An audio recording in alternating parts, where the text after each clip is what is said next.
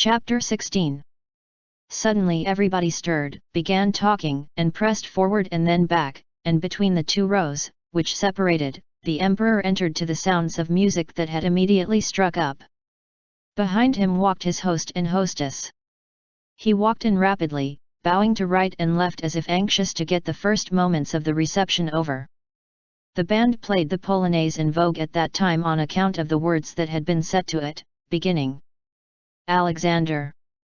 Elisaveta, all our hearts you ravish quite. The emperor passed on to the drawing room, the crowd made a rush for the doors, and several persons with excited faces hurried there and back again. Then the crowd hastily retired from the drawing room door, at which the emperor reappeared talking to the hostess. A young man, looking distraught, pounced down on the ladies, asking them to move aside. Some ladies, with faces betraying complete forgetfulness of all the rules of decorum, pushed forward to the detriment of their toilets. The men began to choose partners and take their places for the polonaise.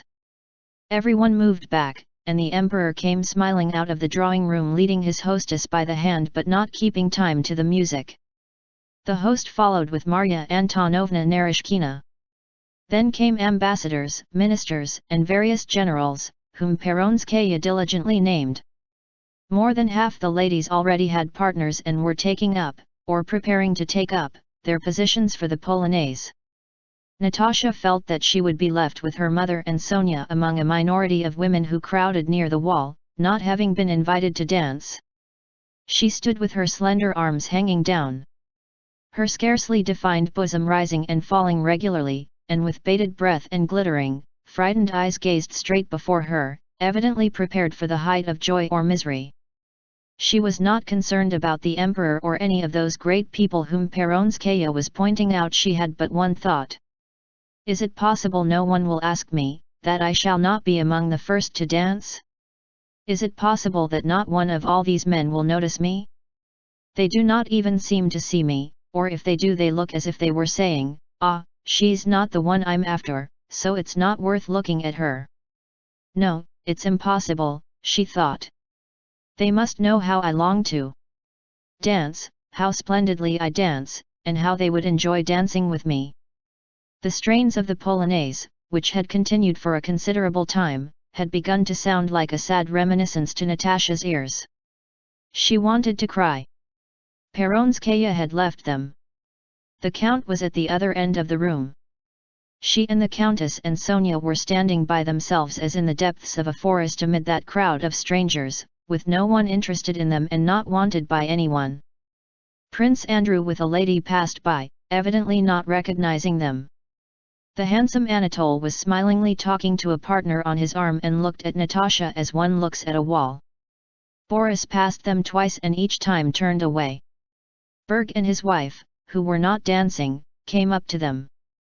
This family gathering seemed humiliating to Natasha, as if there were nowhere else for the family to talk but here at the ball.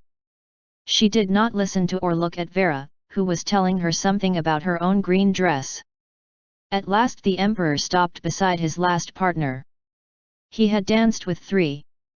And the music ceased. A worried aide-de-camp ran up to the Rostovs requesting them to stand farther back, though as it was they were already close to the wall, and from the gallery resounded the distinct, precise, enticingly rhythmical strains of a waltz. The emperor looked smilingly down the room. A minute passed but no one had yet begun dancing. An aide-de-camp, the master of ceremonies, went up to Countess Bezukhova and asked her to dance. She smilingly raised her hand and laid it on his shoulder without looking at him. The aide-de-camp, an adept in his art, grasping his partner firmly round her waist, with confident deliberation started smoothly, gliding first round the edge of the circle.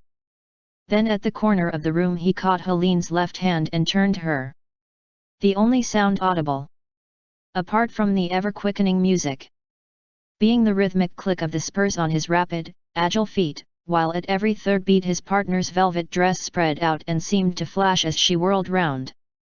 Natasha gazed at them and was ready to cry because it was not she who was dancing that first turn of the waltz.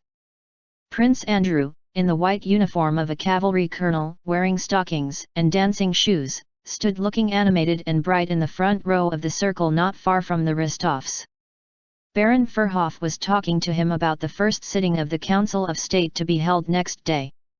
Prince Andrew, as one closely connected with Speransky and participating in the work of the Legislative Commission, could give reliable information about that sitting, concerning which various rumors were current. But not listening to what Furhoff was saying, he was gazing now at the sovereign and now at the men intending to dance who had not yet gathered courage to enter the circle.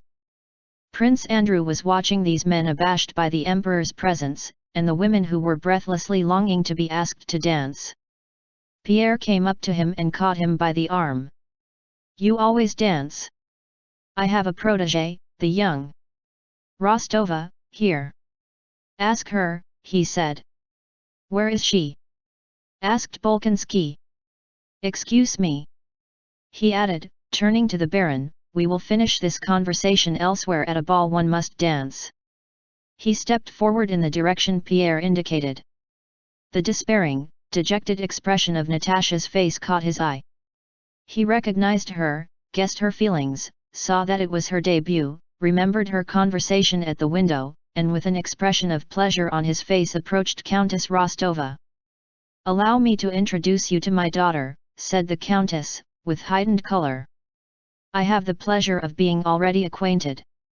"If the Countess remembers me," said Prince Andrew with a low and courteous bow quite belying Speransky's remarks about his rudeness. And approaching Natasha he held out his arm to grasp her waist before he had completed his invitation. He asked her to waltz.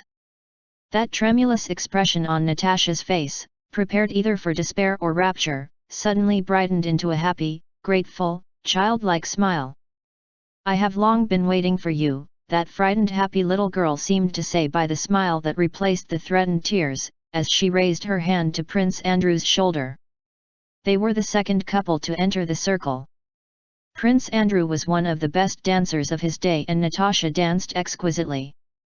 Her little feet in their white satin dancing shoes did their work swiftly, lightly and independently of herself, while her face beamed with ecstatic happiness. Her slender bare arms and neck were not beautiful compared to Helene's. Her shoulders looked thin and her bosom undeveloped. But Helene seemed, as it were, hardened by a varnish left by the thousands of looks that had scanned her person, while Natasha was like a girl exposed for the first time, who would have felt very much ashamed had she not been assured that this was absolutely necessary. Prince Andrew liked dancing. And wishing to escape as quickly as possible from the political and clever talk which everyone addressed to him. Wishing also to break up the circle of restraint he disliked, caused by the emperor's presence, he danced, and had chosen Natasha because Pierre pointed her out to him and because she was the first pretty girl who caught his eye. But scarcely had he embraced that slender supple figure and felt her stirring so close to him and smiling so near him than the wine of her charm rose to his head. And he felt himself revived and rejuvenated when after leaving her he stood breathing deeply and watching the other dancers.